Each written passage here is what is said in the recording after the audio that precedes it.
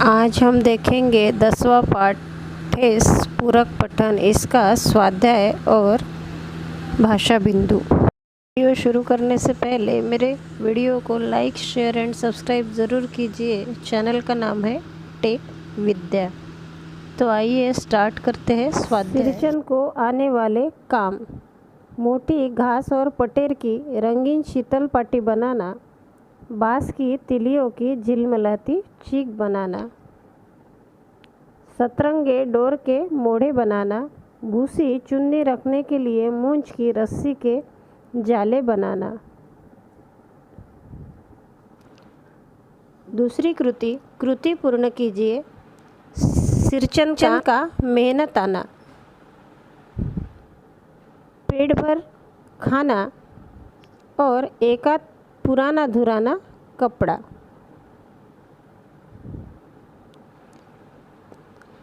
दूसरी कृति: मानू को उपहार में मिला शीतल पाटी और चिक और कुश की एक जोड़ी आसनी।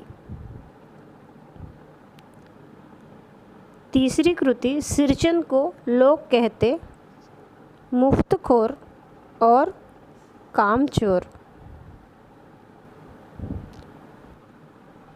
तीसरा प्रश्न: वाक्यों का उचित क्रम लगाकर लिखिए। सातों तारे मंद पड़ गए, ये मेरी ओर से सब चीज़ें हैं दीदी। लोग उसको बेकार ही नहीं बेगार समझते हैं। मानू दीदी काकी सबसे छोटी बेटी है। दीदी काकी की सबसे छोटी बेटी है। इसको हमें क्रम से लगाना है। सातों तारे मंद पड़ रहे हैं, ये मेरी ओर से अब सब चीज़ें हैं दीदी। ये मेरी ओर से है सब चीज़ें हैं दीदी। लोग उसको बेकार ही नहीं बेगार समझते हैं। मानू दीदी काकी की सबसे छोटी बेटी है। अगला प्रश्न: कला और कलाकार का सम्मान करना हमारा दायित्व है। इस कथन पर अपने विचारों को शब्दबद्ध कीजिए।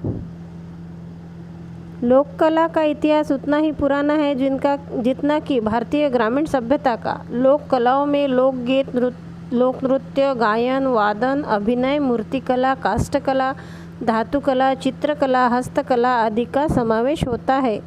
हस्तकला ऐसे कलात्मक कार्य को कहते हैं जो उपयोगी होने के साथ साथ सजाने के काम आता है तथा जिसे मुख्यतः हाथ से या साधारण औजारों की सहायता से किया जाता है। कलाओं का धार्मिक एवं सांस्कृतिक महत्व होता है। वर्तमान में लोक कलाओं और कलाकारों को उचित आश्रय न मिलने के कारण लोक कलाओं पर संकट उत्पन्न हो गया है। धीरे धीरे समय परिवर्तन, भौतिकतावाद, पाश्चिमीकरण तथा आर्थिक संपन्नता के कारण परंपरागत लोक कलाओं पर नकारात्मक प्रभाव पड़ा है। जनता व प्रशासन दोनों को ही लोक कला और कलाकारों की पहचान नष्ट होने से बचाने के प्रयास करना चाहिए। अब बढ़ेंगे भाषा बिंदु की ओर। कोष्टक की सूचना के अनुसार निम्न वाक्यों का काल परिवर्तन कीजिए। अली घर से बाहर चला जाता है, इसका सामान्य भूतकाल बनाना है।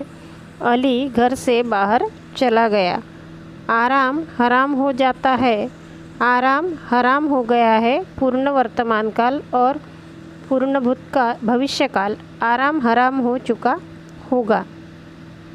सरकार की एक ही टैक्स लगाती है, सरकार एक ही टैक्स लगाएगी। सामान्य भविष्यकाल: आप इतनी देर से नाप तोल करते हैं। अपूर्ण वर्तमान काल बनाना है। आप इतनी देर से नाप तोल कर रहे हैं।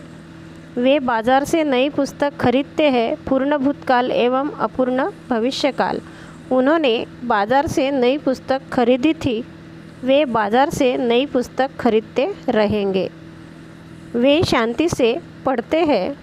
वे पुस्तक शांति से पढ़ते हैं। अपूर्ण भूतकाल: वे पुस्तक शांति से पढ़ रहे थे।